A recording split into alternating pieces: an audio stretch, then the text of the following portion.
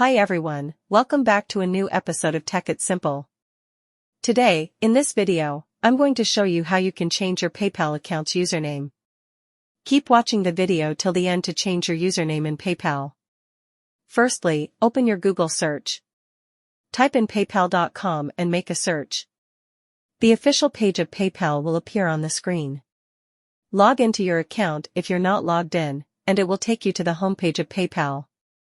Click on the three lines at the top left corner of the screen and tap on the little gear icon right next to the logout option. Scroll down and click on the change name option right next to your profile name. Choose a reason to change your name and tap on next. Edit your name and tick mark on the box that says I would like to update my name, then tap on update name option. This is how you can change your username on PayPal quickly and easily, just in a few steps. If you have any thoughts or queries, let us know in the comment section. Don't forget to subscribe to our channel. Also, press the notification bell icon so that YouTube will notify you whenever we post a new video. I hope this video was helpful to you. Thank you so much for watching.